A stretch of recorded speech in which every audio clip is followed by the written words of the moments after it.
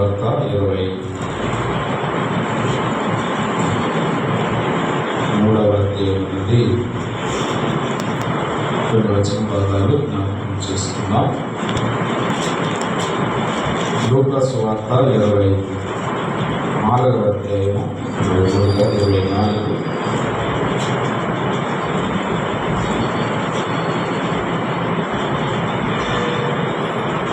మొదటి నుండి కొన్ని వచనాలు నేను చదువుతాను. ఆదివారమున తెల్లవారుచుండగా స్త్రీలు తాము సిద్ధపరిచిన సుగంధ ద్రవ్యములను తీసుకుని సమాధి ఎదురుకు వచ్చి సమాధి ముందర ఉండిన రాయి దొరికింపబడి ఉండటం చూచి లోపలికి వెళ్ళేది కానీ ప్రభువైన యేసు దేహం వారికి కనబడలేదు. ఇందును గురించి వారికి ఏమీ తోచక ఉండగా ప్రకాశమానమైన వస్త్రములు ధరించిన ఇద్దరు మనుషులు వారి వద్ద నిలవబడి వారు భయపడి ముఖములను నేలను మోపి ఉండగా, మీరు సజీవుడైన వారిని మీరెందుకు మృతులలో వెతుకుచున్నారు? ఆయన ఇక్కడ లేడు, ఆయన లేచి ఉన్నాడు. ఆయన ఇంకా గలిలయలో ఉండినప్పుడు మనుష్య కుమారుడు పాపిష్ఠులైన మనుషుల చేత అప్పగింపబడి శిలువ వేయబడి 3వ దినమున లేపబడవలసి ఉన్నదని ఆయన మీతో చెప్పిన మాటను జ్ఞాపకం చేసుకోండి వారితో చెప్పారు. ప్రభునందు ప్రియులారా, ఉదయకాలపు వేళ ప్రభువును ఆరాధించడానికై మనం చేరుచుండగా ఆదివారం తెల్లవారుజామున స్త్రీలు తాము సిద్ధపరిచిన సుగంధ ద్రవ్యములను తీసుకొని సమాధి వద్దకు వచ్చింది అని మనం చూస్తూ ఉన్నాం. ఆదివారం అంటే ప్రభు శుక్రవారం సిలువ వేయబడ్డాడు. 3వ దినం ఆదివారం ఆయన సమాధిని ఓడించి లేచాడు. ఆయన లేచాడని తాము సిద్ధపరిచిన సుగంధ ద్రవ్యములను కొంతమంది స్త్రీలు తీసుకుని వచ్చినట్టుగా మనం చూస్తూ ఉన్నాం. మార్కు సువార్త 16వ అధ్యాయము 1వ వచనంలో చూస్తే, విశ్రాంతి దినము గడిచిపోగానే, విశ్రాంతి దినం అంటే అది శనివారం, మగ్దలేన మరియయు యాకోబు తల్లి అయిన మరియయు సలోమియా వచ్చి ఆయన పోయవన్నని సుగంధ ద్రవ్యములను కొనిరి అని మనం చూస్తూ ఉన్నాం. సుగంధ ద్రవ్యములను వారు కొనిరి అంటే ప్రభు కొరకు వారు కొంత వారి ద్రవ్యమును అంటే వారు డబ్బును ఖర్చు పెట్టి సుగంధ ద్రవ్యములు ఆయన పోయడానికి సమాధి వద్దకు వచ్చినట్లుగా మనం చూస్తూ ఉన్నాం. ఆదివారం ప్రభుదినం, ప్రభు పునరుద్ధారుడై లేచిన దినం. ఆయన మనం ఆరాధించాలి. కొంచెం ఖర్చైన సమయాన్ని ద్రవ్యాన్ని వీలు కలిగించుకొని ప్రభు కొరకు మనం ప్రభు సన్నిధికి చేరి రావాలి. కొంతమంది స్త్రీలు తాము సిద్ధపరిచిన ద్రవ్యములను అంటే వారు కొని సిద్ధపరిచిన ద్రవ్యములను తీసుకొని సమాధి వద్దకు రాగా, అక్కడ ప్రకాశమానమైన వస్త్రములు ధరించిన మనుష్యుడు అంటే దేవుని దూతలు వారి వద్ద నిలవబడి వారు భయపడి ముఖములను నేలను మోపి ఉండగా, మీరు సజీవుడైన వారిని మృతులలో ఎందుకు వెతుకుతున్నారు? ఆయన ఇక్కడ లేడు, ఆయన లేచి ఉన్నాడు. ఆయన గలిలయలో ఉన్నప్పుడు మనుష్య కుమారుడు పాపిష్ఠులైన మనుషుల చేత అప్పగింపబడతాడని, సిలువ వేయబడతాడని, 3వ దినమున లేపబడవలసి ఉన్నది, ఆయన లేస్తాడని చెప్పాడు కదా అని వారు తెలియజేస్తున్నట్టుగా మనం చూస్తూ ఉన్నాం. ఇక్కడ మనం ఏం చూస్తున్నామంటే, పాపిష్ఠులైన మనుషుల చేతికి అప్పగింపబడిన ప్రభు, సిలువ వేయబడిన ప్రభు, మూడవ దినమున లేచిన ప్రభుని ఇక్కడ మనం చూస్తూ ఉన్నాం. పాపిష్టులైన చేతికి పరిశుద్ధుడైన దేవుడు అప్పగింపబడ్డాడు.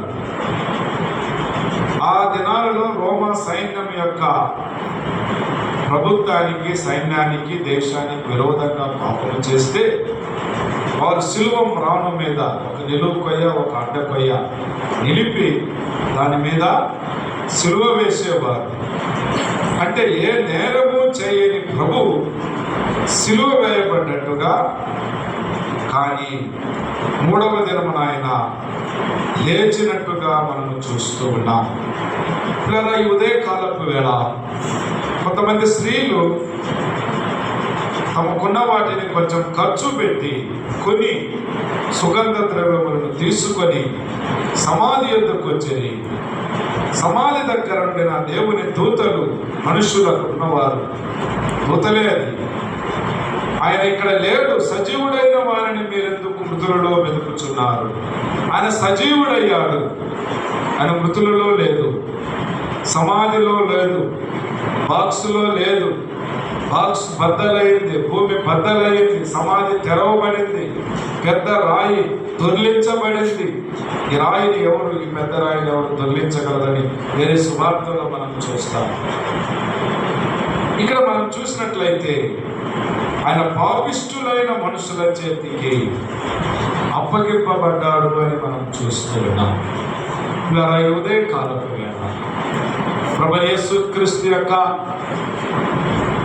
ఆయన మరణమును మనం జ్ఞాపకం చేసుకున్నట్లయితే, ఆయన పొందినటువంటి శ్రమలను మనం జ్ఞాపకం చేసుకున్నట్లయితే, ఆయన పాపిష్టులైన మనుషుల చేతికి అప్పగింపబడ్డాడు అని మనం చూస్తున్నాం. ఇలా జీవాధిపతిని మీరు చంపితిరి కానీ అని అపోస్తల కార్యముల గ్రంథంలో మనం చూస్తాం. జీవాధిపతిని చంపారు.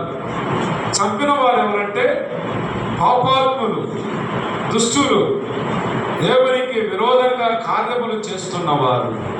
పాపిష్టులైన మనుషుల చేతికి ఆయన అప్పగింపబడి సిలువ వేయబడ్డాడు అని మనం చూస్తున్నాం.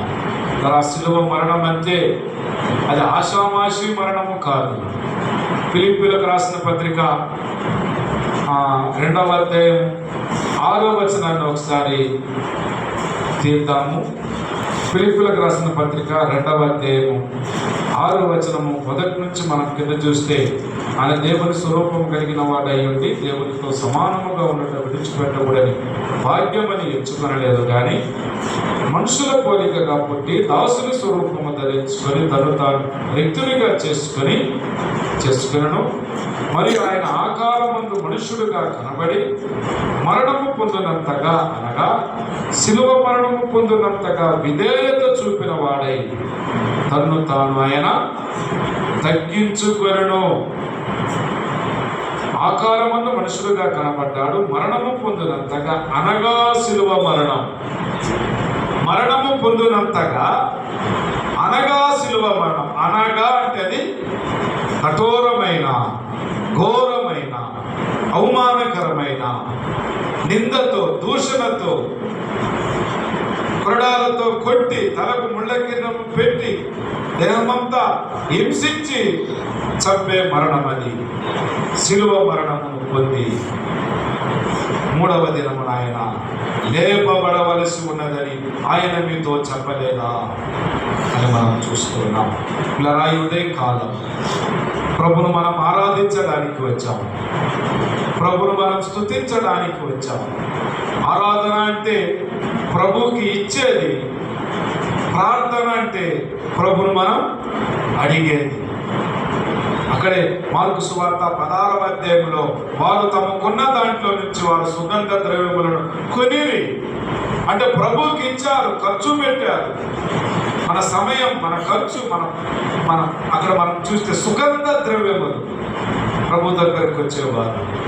మన ప్రవర్తన, మన ఆరాధన, మన స్తుతులు, మన పాట సుగంధ ద్రవ్యాలు ఆయన ఆగ్రాణించేది అని మనం చూస్తూ ఉన్నాం. వారు సుగంధ ద్రవ్యములను తీసుకొని సమాధి యొద్దకు వచ్చారు. అక్కడ దేవుని దూతలు ఏం చెప్తున్నారంటే, ఆయన ఇక్కడ లేడు, ఆయన లేచి ఉన్నాడు. మృతులలో ఎందుకు మీరు ఆయనను వెతుకుతున్నారని వారు చెప్పారు. వారు అప్పుడు లేఖనాలను జ్ఞాపకం చేసుకుంటున్నారు. అయ్యో, ప్రభు మనతో ఉన్నప్పుడు చెప్పాడు కదా, పాపిష్టులైన మనుషుల చేతికి నేను అప్పగింపబడబోతున్నాను. ఇదిగో మనం యెరూషలేముకి వెళ్తాం, అక్కడ నన్ను బంధిస్తారు, అక్కడ నాకు తీర్పు తీరుస్తారు, అక్కడ నన్ను చంపుతారని ప్రభువే చెప్పాడు. పాపిష్టులైన మనుషుల చేతికి అప్పగింపబడి సిలువ వేయబడి మూడవ దినమున నేను లేవవలసి ఉన్నది అని ప్రభువే స్వయాన తన నోటితో చెప్పినట్టుగా మనం చూస్తున్నాం. అలా ఉదయ కాలం మనం ఆరాధనకు వచ్చాము. ఆరాధనలో మన ఆలోచనలు, మన తలంపులు, మన పాటలు, మన హృదయము, మన జేబులు, మన క్రియలు ప్రభువుకి ఇచ్చేదిగా ఉండాలి. వారు సుగంధ ద్రవ్యములను తీసుకొని ప్రభు యొద్దకు వచ్చారంటే మరి సమర్పణను మనం చూస్తున్నాం. మన స్తుతులు, ప్రభా నేను ఒకప్పుడు దుర్మార్గుడను, పాపాత్ముడను, నశించి నరకానికి వెళ్ళవలసిన వాళ్ళను, నిత్య జీవం అంటే తెలియక నితాగ్ని గుండానికి వెళ్ళిపోవలసిన వాళ్ళను, దోషిని, దుర్మార్గుడను, అపవాదికి వాని సంతతికి సిద్ధపరిచి అగ్నిగుండములకు వెళ్ళవలసిన నా కొరకు నీవు అప్పగింపబడ్డావా? నీ చేతికి సంఖ్యలు, నీ కాళ్లకు మేకులు, తలకు ముళ్ళ కిరీటం, దేహమంతా కొరడా దెబ్బలు, వివరింపశక్యము కాని శిలువ శ్రమలు.